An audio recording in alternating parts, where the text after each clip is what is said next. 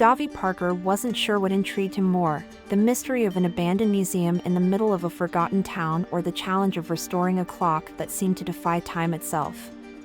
He looked again at the letter he had received 2 weeks earlier, a formal, almost old-fashioned invitation written in a handwriting that seemed from another century.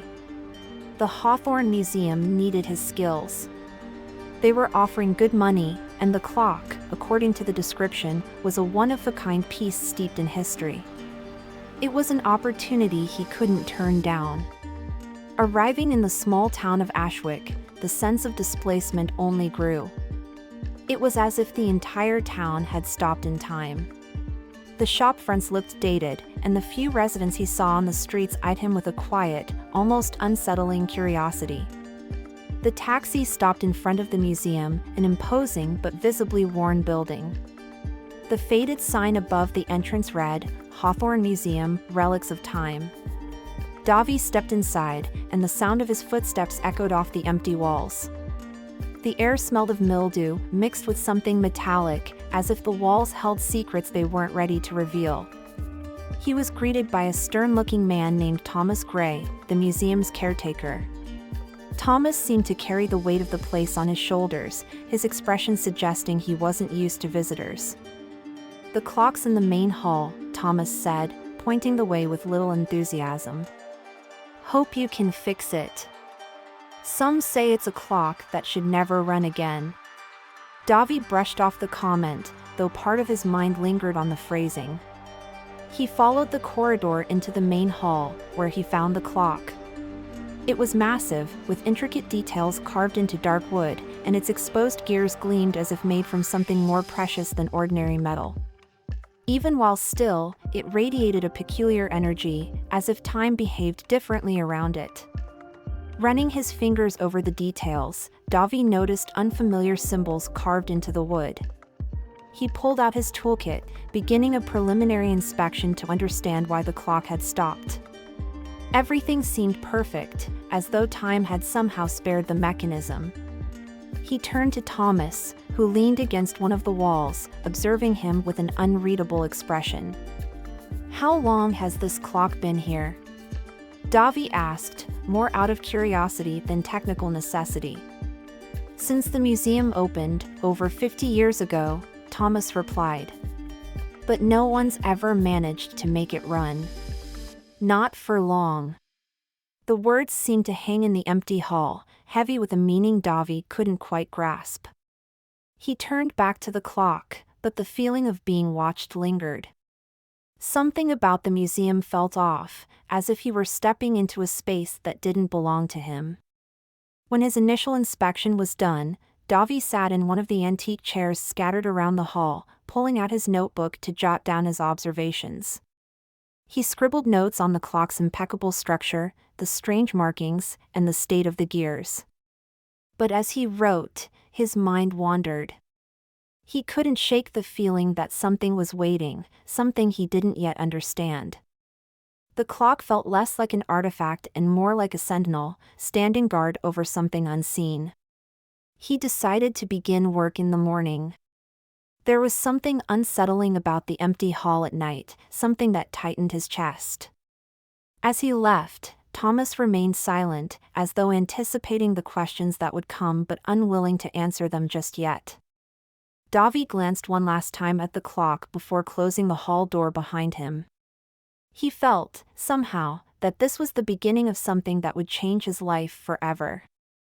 Davi returned to the museum the next morning, his mind fixed on the work ahead. He had spent the night researching antique clocks, trying to find something that matched the design of the mechanism he had seen. But no reference came close. That clock, with its intricate gears and unfamiliar symbols, was an anomaly. Entering the main hall, he noticed the sunlight streaming through the dusty windows, casting a nearly sacred glow over the space. The clock sat at the center, waiting. Thomas was there again, standing silently at the door, observing. Davi didn't bother trying to start a conversation. He opened his toolkit and began dismantling part of the clock's front panel to examine its inner workings. The gears shimmered in the light, and he realized they were in perfect condition, as if they had been polished recently, an impossibility given the museum's state. Carefully, Davi turned the winding key, giving the clock its first rotation in decades.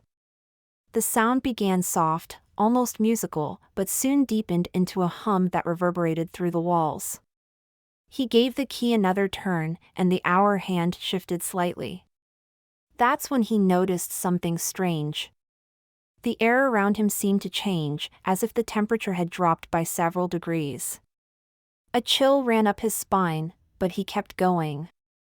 Suddenly, a golden light emanated from the gears, dazzling and surreal. Davi blinked, trying to adjust his eyes, but what he saw next left him frozen in place. The hall was no longer empty. He saw people moving about, arranging paintings and artifacts as if preparing for an exhibition. They wore clothing from another era, their voices faint and distant, like echoes from another world. He tried calling out to Thomas, but the man was no longer at the door. Looking around, Davi felt his throat tighten as he tried to make sense of what was happening. He was in the same place, but it was as if time had rewound. The people around him didn't seem to notice his presence, as though he were a ghost. He watched a woman in a blue dress adjusting a painting on the wall, murmuring something about perfection. An older man carried a box of objects, gesturing to another assistant. The light around him began pulsing again, and Davi felt as though he were being pulled backward. He resisted, but the world around him seemed to dissolve. When everything stabilized, he was back in the empty hall. The clock still emitted a faint hum, but the hands had stopped moving. Thomas reappeared, stepping through the doorway as if nothing had happened. "Everything all right in here?" he asked, his expression unreadable. Davi stayed silent for a few moments, searching for words that made sense. I think so," he replied, his heart pounding in his chest. He knew something extraordinary had happened, but how could he explain it? He packed up his tools with trembling hands, avoiding Thomas's gaze as he walked to the exit. The caretaker remained still, like a statue, and Davi couldn't shake the feeling that the man knew more than he was letting on. As he left the museum, the fresh air outside wasn't enough to dispel the sensation that something profoundly wrong was unfolding. Back at his hotel, Davi opened his notebook and began writing everything he had experienced. He sketched the figures he had seen, the clothing, their movements. The one thing he couldn't get out of his mind was the sound of the woman in the blue dress, repeating something he hadn't fully understood. It was as if she had been speaking directly to him, even though she hadn't seen him. He knew he had to return to the museum. The clock wasn't just an antique, and whatever he had seen wasn't a product of his imagination. It was as though the clock had opened a window to something much larger, something he still didn't fully understand. Davi returned to the museum the next day with his mind racing, his notebook tucked under his arm and a resolve to find answers. Something was pulling him back, a mix of curiosity and the sense that he had only scratched the surface of the mystery. The clock, silent and imposing in the middle of the hall, seemed to wait for him. Thomas was at the door as usual, his presence quiet but watchful. There was a sharper intensity in the caretaker's gaze this time. Davi decided to probe further, hoping to glean more about the museum's history. The Hawthorne family founded this museum, Thomas began as they walked through the hall. They were known for collecting rare, one-of-a-kind objects, but tragedy struck. The entire family disappeared 50 years ago, and the museum was closed for decades until it reopened for preservation. Davi pressed for more details, but Thomas gave little else, instead gesturing to a nearby display case. "Every piece here has a story," he said. Davi noticed the eclectic nature of the artifacts, a pair of worn gloves, a hardbound book, a set of rusted keys. Each item seemed to carry a weight of meaning he couldn't yet decipher. Approaching the clock again, Davi noticed something he had overlooked the previous day. At the base of the structure were small engravings, almost imperceptible. Kneeling to get a closer look, he realized they were names, etched in faint, meticulous letters. Though hard to read, some of the names matched those Thomas had mentioned, including Hawthorne. Intrigued, Davi opened his notebook and began jotting down his observations. The engraved names didn't feel like mere decoration, they seemed purposeful, as if they were part of the clock's function. It felt like the clock wasn't just a historical piece but a mechanism tied to something greater. Determined to investigate further, Davi explored the rest of the museum. In a small office tucked away at the back of the building, he found piles of old records and drawers filled with disorganized files. Among them, he discovered documentation on the Hawthorne family, including a faded photograph. The picture showed a man, a woman, and 3 young children posing in front of the museum. But what caught his attention was something in the background, the clock, prominently displayed, identical to how it looked now. He also found newspaper clippings reporting the Hawthorne family's disappearance. The headlines were dramatic, but the articles provided few details. There was no evidence, no leads, just speculation that the family had abandoned their lives or that something darker had occurred.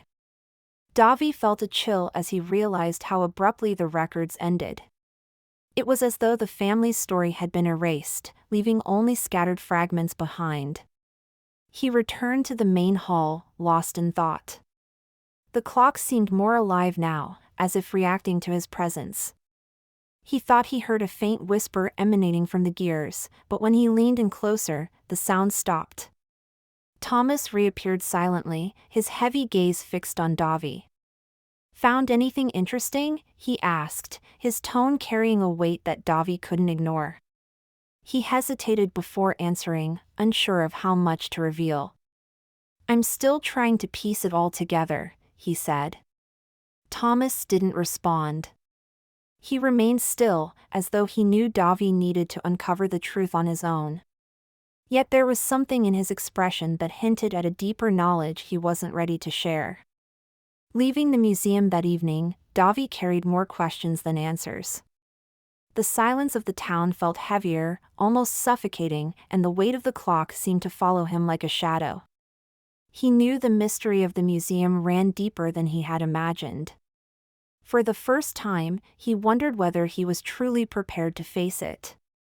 Davi couldn't shake the images that haunted him from the previous day.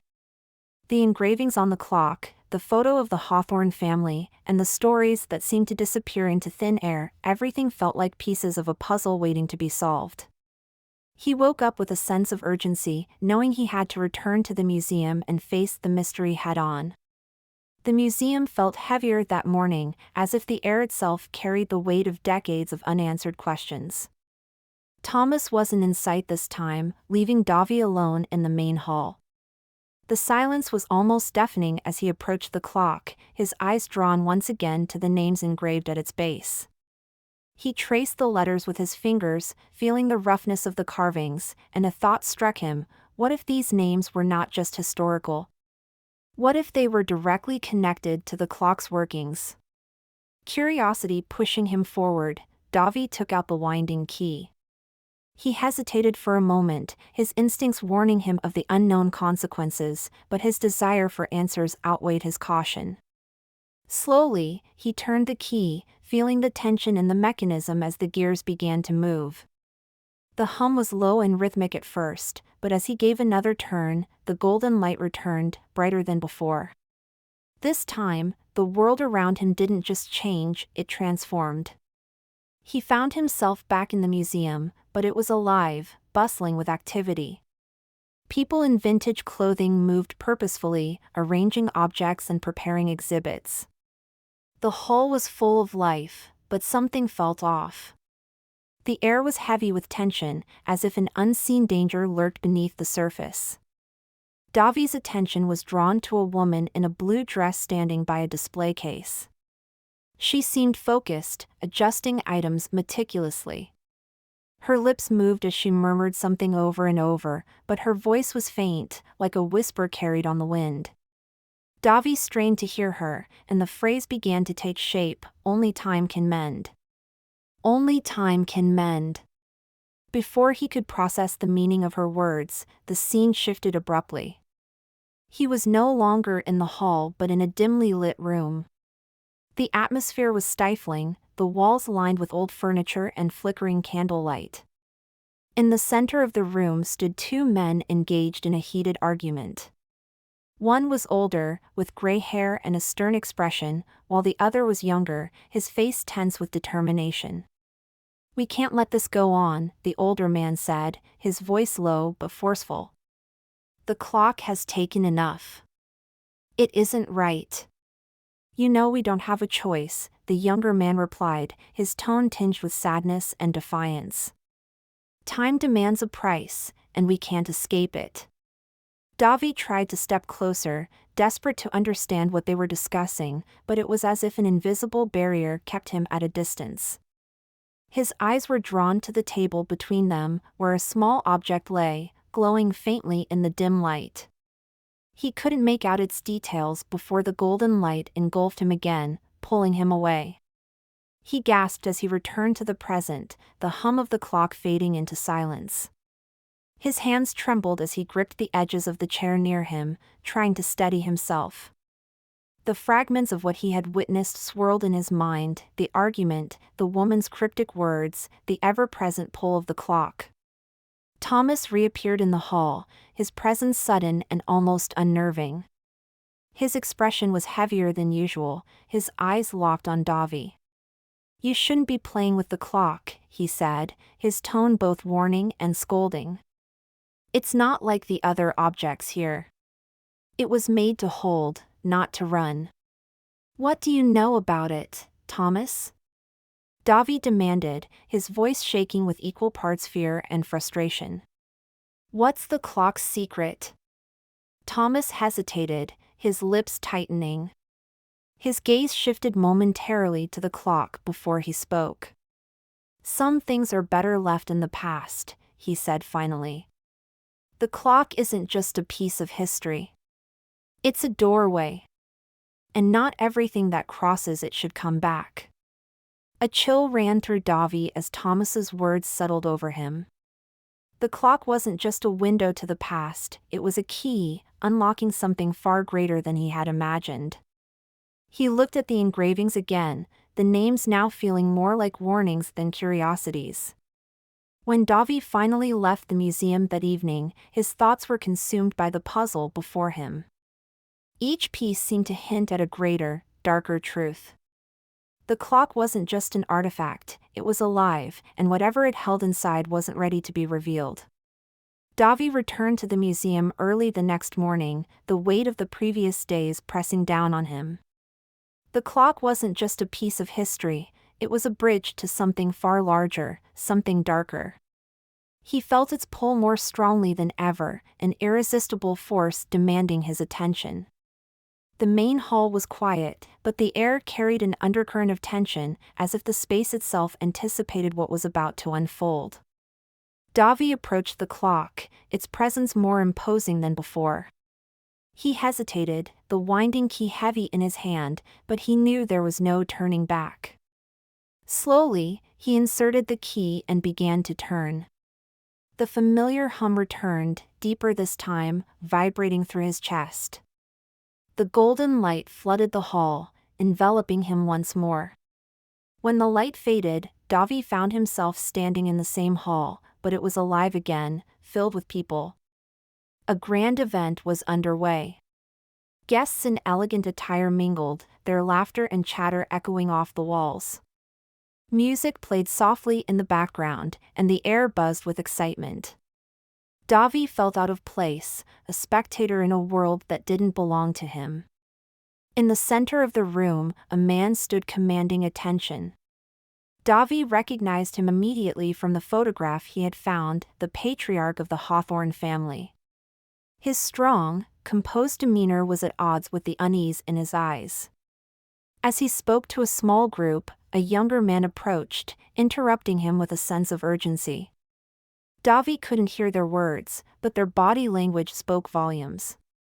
Tension hung in the air, thick and unrelenting. Suddenly, the sound of breaking glass shattered the moment. All heads turned toward a display case near the back of the room. A dark figure stood there, clutching what appeared to be a blade. Gasps and whispers rippled through the crowd, and then a scream pierced the air. The figure moved quickly, weaving through the stunned guests, heading straight for the Hawthorne patriarch. Davi tried to intervene, but he couldn't move. He was rooted in place, a ghost watching helplessly as the scene unfolded. The dark figure raised the blade, the steel catching the light for a fleeting moment before plunging it into the man's chest. The patriarch collapsed to the floor, his blood pooling beneath him as the room descended into chaos. The figure vanished into the crowd, leaving behind only silence and shock. Davi stared, frozen in disbelief. The murder he had just witnessed wasn't in any of the records he'd found. It was as though this event had been wiped from history, hidden by the very clock that now showed it to him. The golden light returned, swirling around him. Davi felt himself being pulled back, the scene dissolving into nothingness. When he opened his eyes, he was back in the quiet, empty hall. The clock had stopped, its hum replaced by an oppressive silence. He stumbled to a nearby chair, his legs weak and his breath uneven. What had he just seen? And why had this moment been erased from the records? He opened his notebook, his hands trembling as he sketched the scene. The elegant attire, the blade, the lifeless body of the patriarch, all of it etched into his mind. But the questions were endless. Who was the dark figure? Why had they killed the man? And why was this moment hidden from history? Thomas entered the hall, his presence as silent and heavy as always. His eyes settled on Davi, who was still visibly shaken. "You look worse than yesterday," Thomas said, his voice low and calm but carrying an undeniable weight. Davi turned to him, frustration bubbling to the surface. "What happened to the Hawthorne family, Thomas? What does the clock have to do with all this?" Thomas stared at him for a long moment, his expression unreadable. "The family had secrets," he said finally. "Many secrets. But the clock. It's more than just a machine. It's a witness to what's been lost, and to what should stay buried." Davi felt a chill run through him. The clock wasn't just a portal to the past. It was a keeper of truths, of moments that were deliberately erased. He looked back at the clock, its silent form now carrying an almost menacing weight. He knew he couldn't stop. The answers were there, and he had to uncover them, no matter what it cost. As he left the museum, the town seemed quieter than usual. The weight of the clock followed him like a shadow, pressing against his thoughts. He couldn't shake the image of the patriarch collapsing, the life leaving his body in an instant. The clock wasn't just showing him the past, it was drawing him into it, forcing him to confront the truths that time itself had hidden. The next morning, Davi woke with an oppressive weight in his chest. His thoughts churned with images of the murder he had witnessed. The clock wasn't just a portal to the past, it was hiding something deeply connected to the Hawthorne family and, somehow, to him. The sense of urgency drove him back to the museum. When he entered the main hall, the air felt heavier than usual, thick with the unspoken tension of a mystery unraveling too quickly. The clock stood at its center, its silence almost accusing. Davi set down his bag and approached it with deliberate steps, his eyes scanning its surface for something he might have missed. That's when he noticed it, a small, almost invisible seam at the base of the clock. A compartment. Using a thin tool from his kit, Davi carefully pried the compartment open. Inside was a piece of paper, folded several times and worn with age. His fingers trembled as he unfolded it, revealing a list of names written in meticulous script. He recognized several of the names immediately, members of the Hawthorne family, as well as others whose stories he had pieced together from his earlier research. But then he saw it. Near the bottom of the list, written in the same precise hand, was his own name, Davi Parker. The air seemed to leave the room. His mind raced, trying to make sense of what he was seeing. He read the list again, as though hoping the words would rearrange themselves into something less impossible. But there it was, undeniable. His name was on the list. Davi stumbled back and sank into a chair, clutching the paper as his thoughts spun. Why was his name here? How could it be connected to a clock that predated his work, his life? He tried to focus, to think rationally, but his memories felt fragmented, like pieces of a puzzle that didn't quite fit together. Thomas entered the hall quietly, his presence almost spectral. His eyes fell immediately on the paper in Davi's hands. "You found the list," he said, his tone laced with something between resignation and dread. "Now you understand why the clock was never meant to run." Davi looked up, his voice shaking. "Why is my name here, Thomas? What does this mean?" Thomas hesitated, his usually stoic demeanor faltering. "The clock doesn't just show the past," he began slowly. "It holds on to what's been lost. Every name on that list belongs to someone who vanished, someone who time itself has erased. And you're one of them." The words hit Davi like a physical blow. He shook his head, trying to deny what he was hearing. "That's impossible. I'm here. I've lived my life. I can't be someone who disappeared." Thomas's gaze was heavy, his voice unwavering. "You're here because the clock allowed it. It reconstructed you, gave you back your life. But it came at a cost. The clock always demands something in return. And now that you've started to tamper with it, things are beginning to unravel." Davi felt a wave of nausea as the implications of Thomas's words sank in. If what he was saying was true, then his entire life, his memories, his work, everything, wasn't real. Or at least, not in the way he had always believed. He looked down at the list again, his name staring back at him like a cruel joke. "What am I supposed to do with this?" Davi asked, his voice barely above a whisper. Thomas didn't answer immediately. He stepped closer to the clock, his hand resting lightly on its surface. "The clock isn't just a machine," he said. "It's a keeper of fragments, of moments that shouldn't exist but do. It chose you, Davi. And now, it's asking for something in return." Davi stood, clutching the list tightly. He looked at the clock, which seemed more alive than ever, its gears gleaming faintly even though they weren't moving. He felt as if it were watching him, waiting for his next move. "What happens if I don't finish it?" he asked. Thomas's expression darkened. "The balance will remain broken. The people who've been lost will stay lost. But if you complete it," he trailed off, his meaning clear. Davi didn't need him to finish the sentence. He understood the choice that lay before him. The clock was a bridge, a mechanism that could restore what time had taken. But the price for doing so would be steep, and he wasn't sure he was ready to pay it. He left the museum with the list tucked into his notebook, the weight of his name among the others pressing on his mind. As he walked back to his hotel, fragments of memories began to surface, moments that felt real but distant, like echoes of a life he couldn't fully recall. He knew one thing for certain: he couldn't stop now.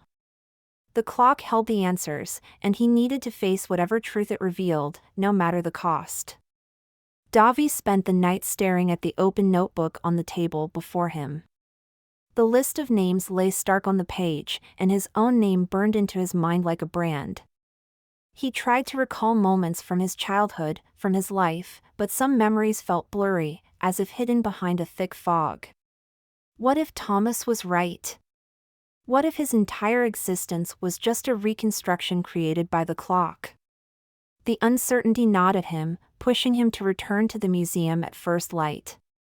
The answers he sought could only be found there, in the mechanism that seemed to hold the threads of time itself. When he entered the main hall, the clock stood waiting, as imposing as ever, its silent form a reminder of the choices that lay ahead. Thomas was standing by the doorway, his presence heavier than usual. "You shouldn't go any further," he warned, his voice laced with urgency. "Some truths are better left buried, Davi." But Davi brushed past him, his resolve unshaken. He approached the clock, his hand brushing over its intricate carvings. This time, he didn't hesitate. He turned the winding key, and the familiar hum began, deeper and more resonant than before. The golden light exploded into the room, wrapping around him and pulling him into another moment in time. When the light receded, Davi found himself in a room he didn't immediately recognize.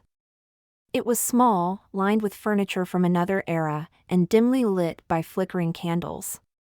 Despite its unfamiliarity, there was something hauntingly familiar about the place. He heard voices from the next room and moved closer, his heart pounding in his chest. Peering around the corner, he saw two people arguing. One was an older man with gray hair and a stern face, his posture rigid with anger. The other was younger, his face taut with determination. Davi's breath caught in his throat. The younger man. It was him. A younger version of himself, but unmistakable.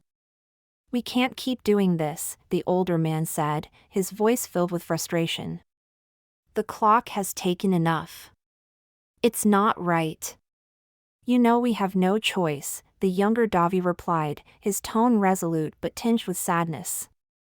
"Time demands a price, and we can't escape it." The older man gestured toward the center of the room, where the clock sat, its gears faintly glowing in the candlelight.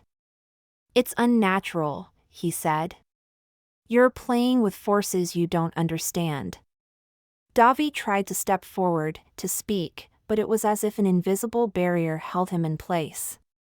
He was a spectator, unable to interact, only able to observe as the argument continued. The younger version of himself moved closer to the clock, his face set with determination. The golden light began to pulse, stronger and stronger, and Davi felt himself being pulled away. He tried to resist, to stay and understand, but the force was too great. The scene dissolved, and when the light faded, he was back in the present, the clock's hum subsiding into silence. He staggered backward, his legs weak beneath him. He could still see the faces of the two men, the anger and sadness in their voices echoing in his mind. What had he been doing? Why was his younger self so connected to the clock? The questions overwhelmed him, but one truth stood out above all: his life wasn't what he thought it was. Thomas appeared at his side, his expression heavier than Davi had ever seen. "Now you know," he said, his voice low and grave. "The clock brought you back. You were one of the ones who disappeared. Your life now. It's a reconstruction, a second chance. But the clock never gives without taking." Davi turned to him, his voice trembling. "So I'm not real? My memories, my life, it's all a lie?" "You're as real as anyone else," Thomas said, his tone steady but filled with gravity. "But the clock chose you. And now, it's calling for its price. You've begun to awaken its purpose, and it won't stop until it gets what it's owed." Davi looked back at the clock, its silent form looming over him like a judge. He felt a wave of despair, but also a growing determination. Whatever the truth was, he needed to face it. He couldn't stop now, not with so much at stake. He picked up the list of names, his eyes scanning the others who had been lost. If the clock had brought him back, then it could bring back others too. The choice wasn't just about him, it was about everyone who had been erased by time. But the cost loomed large in his mind, an unspoken warning that echoed in every beat of the clock. Davi left the museum with a heaviness in his heart, the fragments of his life swirling in his mind like a storm.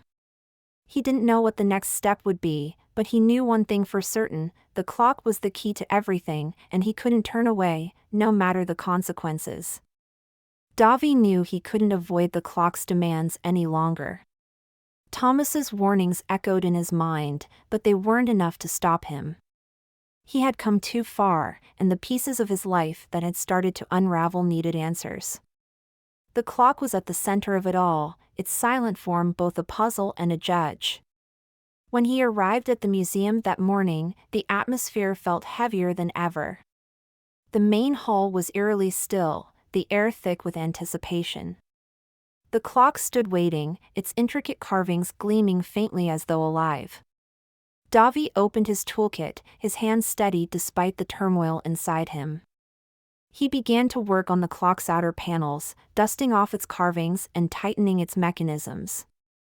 The deeper he delved, the more he felt the clock resist. Its gears moved reluctantly under his touch, emitting low groans that reverberated through the hall. It wasn't just a machine, it was something alive, something that seemed to watch him as he worked. Each adjustment felt like an act of defiance, as though he were tampering with forces beyond his comprehension. Thomas appeared at the edge of the room, his face somber. "You know what this means, don't you?" he asked, his voice low but heavy with meaning.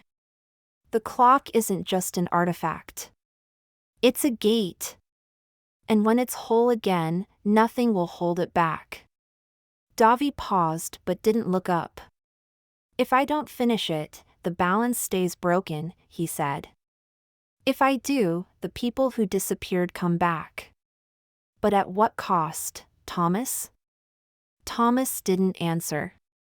He simply watched as Davi resumed his work, each movement bringing the clock closer to completion. The gears began to move more smoothly, their resistance giving way to a rhythmic hum that filled the room. The air grew denser, the hum transforming into something deeper, almost like a heartbeat. Davi inserted the winding key for what he knew would be the final turn. The moment he began to twist, the golden light erupted from the clock, brighter and more intense than ever before. It enveloped the entire room, pulsating with an almost unbearable energy.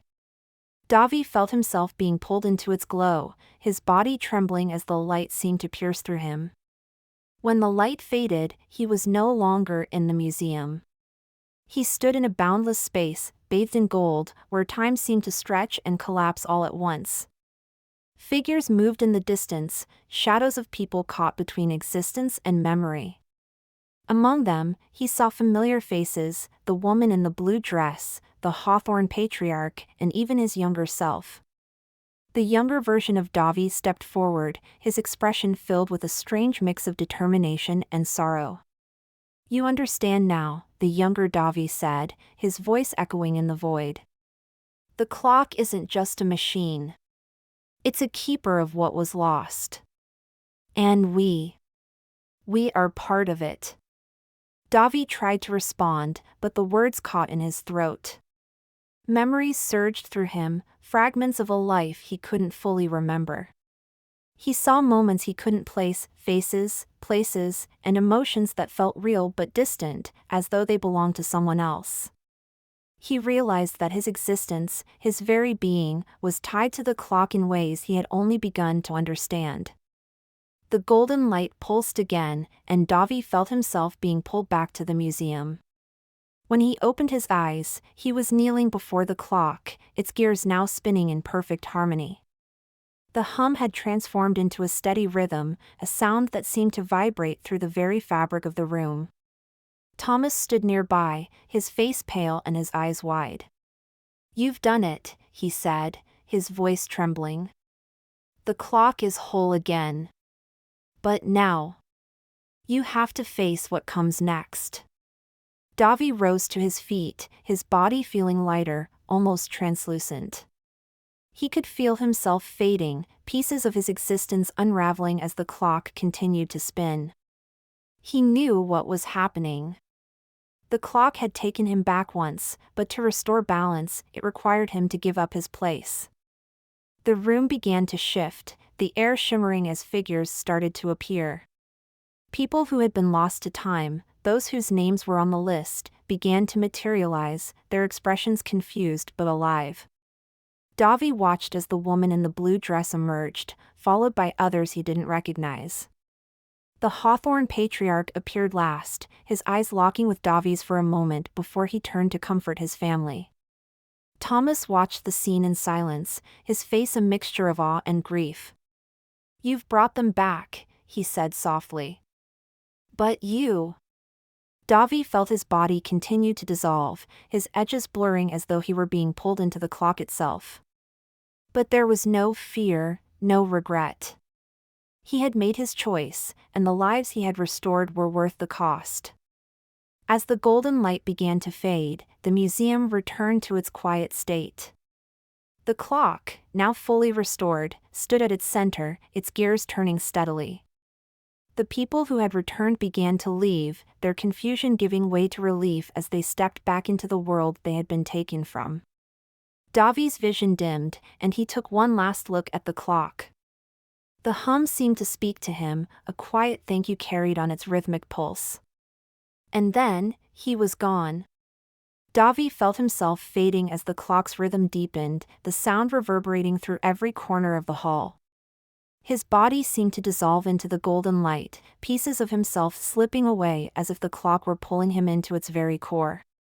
Despite the pain, there was an overwhelming sense of calm. He understood now, this was the cost. The golden light pulsed brighter, and shadows began to emerge from it. Davi recognized the faces as they materialized, people who had been lost to time, their lives erased by the clock's unrelenting grasp. The woman in the blue dress was the first to appear, her expression one of disbelief and wonder. Others followed, stepping into the hall with hesitant movements, as if unsure whether they were truly free. Davi watched as the Hawthorne patriarch emerged from the light, his family gathering around him. The man's eyes met Davi's, and there was a flicker of understanding, a silent acknowledgement of what had been given to restore them. The patriarch nodded once before turning to comfort his wife and children. Thomas stood at the edge of the hall, his face a mask of reverence and sorrow. He watched the scene unfold in silence, his gaze eventually settling on Davi. "You've done it," Thomas said, his voice barely above a whisper. "You've brought them back. But the clock never gives without taking." Davi could feel it too. His presence in the hall was growing weaker, his outline blurring as though he were becoming part of the air itself. He looked at Thomas, the weight of his choices etched across his face. "It was worth it," Davi said softly, though his voice seemed to come from somewhere distant. "They deserved to come back." The hall began to settle as the golden light dimmed, and the figures who had returned started to find their footing. Murmurs filled the room as they spoke to one another, rediscovering the lives they had thought were lost forever.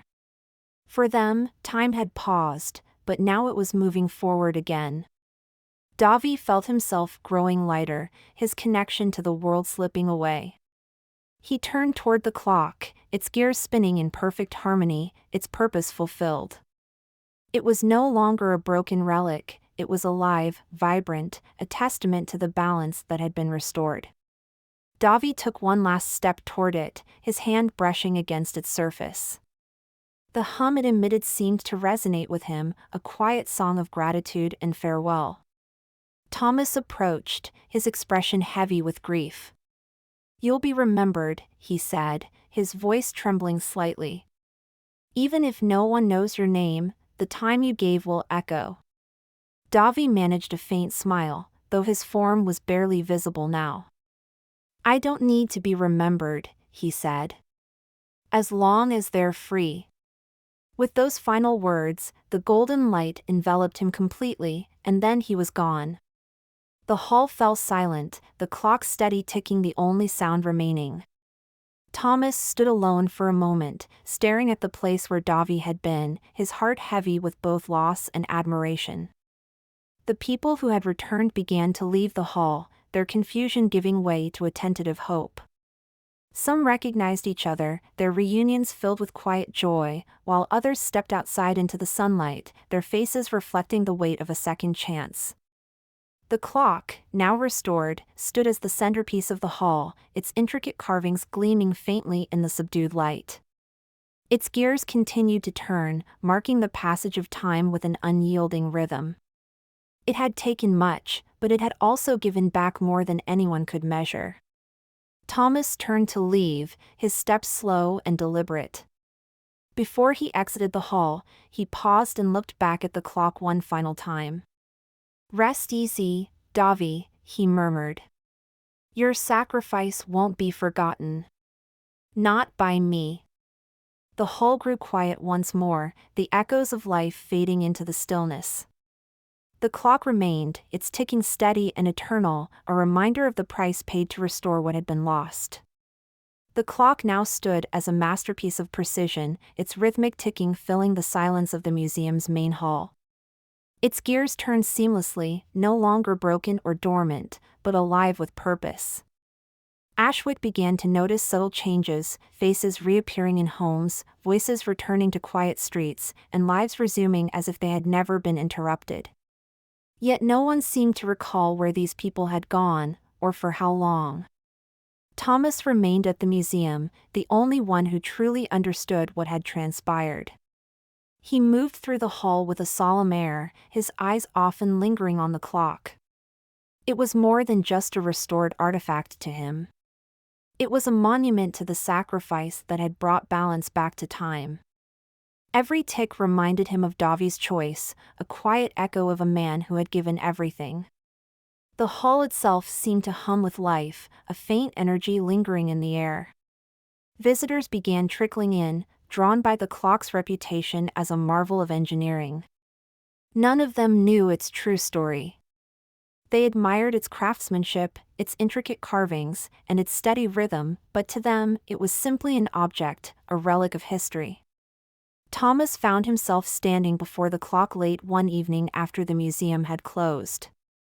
The silence was almost oppressive, broken only by the steady ticking that filled the space. He reached out, his hand brushing the cool surface of the clock. For a moment, he thought he felt a faint vibration, as if the clock acknowledged his presence. He noticed something unusual, a notebook resting on one of the antique chairs near the display. His heart skipped as he recognized it immediately. It was Davi's notebook, the same one he had carried during his time at the museum. With trembling hands, Thomas opened it. The pages were filled with sketches, notes, and observations about the clock, but it was the final page that made him pause. Written in Davi's familiar handwriting was a brief message. "I am only a fragment, but every piece matters. Time doesn't forget, but it isn't cruel. What was lost can be found. Don't forget me." Thomas's chest tightened as he read the words. It was as if Davi had left a part of himself behind, a final echo of his existence.